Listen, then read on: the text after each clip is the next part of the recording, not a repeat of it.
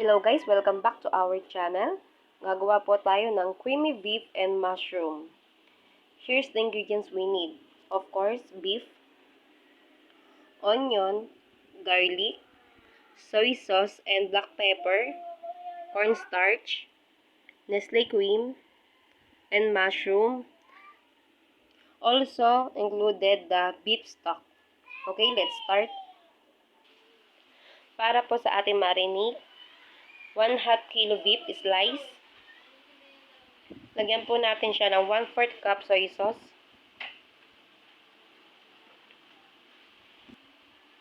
1/4 teaspoon black pepper,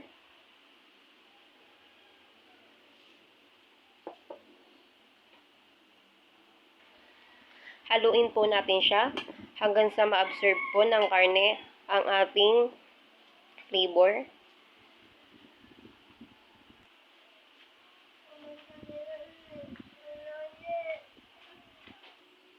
I-marinate po natin siya at least an hour.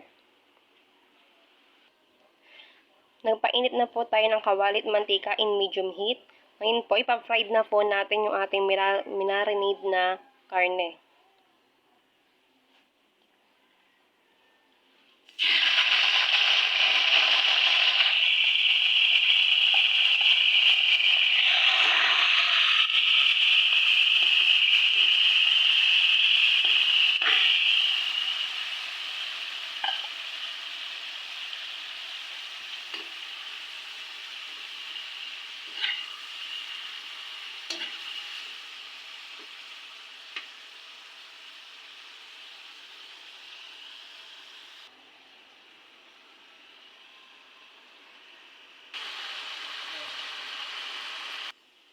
Okay, kung sa tingin nyo po ay okay na yung pagkaprito sa ating karne, set aside po muna natin siya.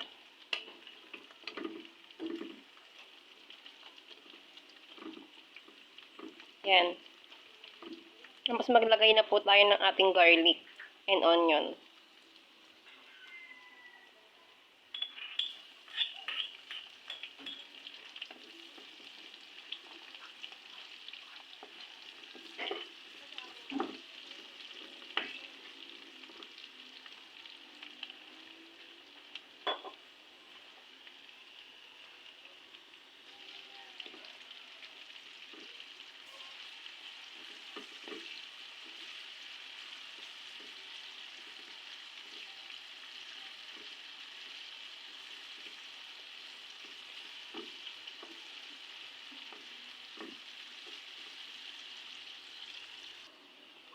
Yan. Kapag okay na po yung ating sibuyas at bawang, ihalo na po natin siya sa ating karne.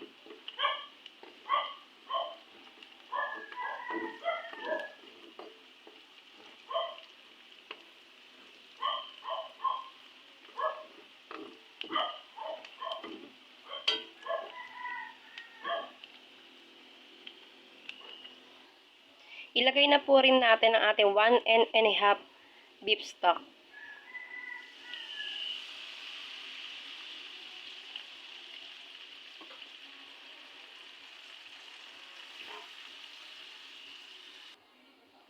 Pakuluan po natin siya ng 15 to 20 minutes lang hanggang lumambot po ang ating karne.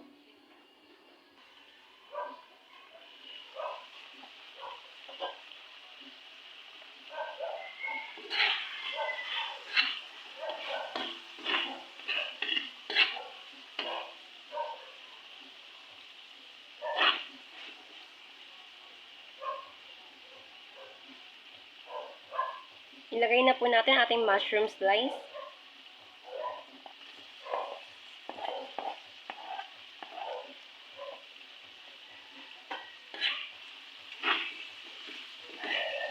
Okay. Pag pumalambot na po yung ating karne, lalagay na po natin ating mushroom.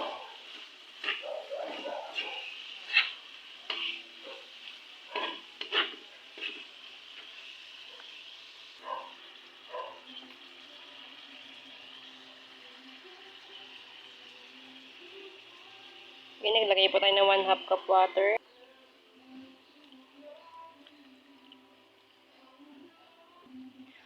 Okay, maglagay na rin po tayo ng kalahati ng 250 ml na all-purpose cream.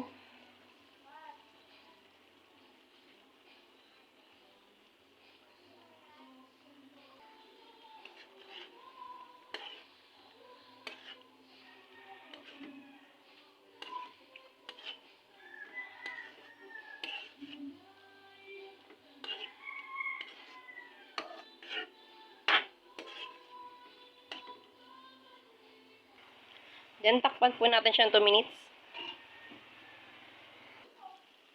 Okay, maglagay na po tayo ng cornstarch. 1/4 cup.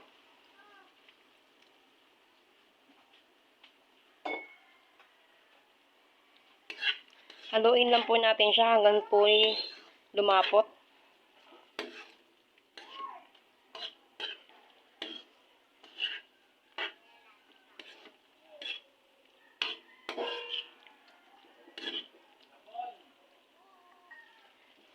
Yan, malapot na po siya. Pwede na po siya i-serve.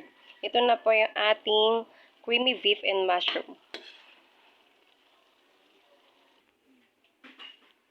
Guys, ito na po ang ating creamy beef and mushroom.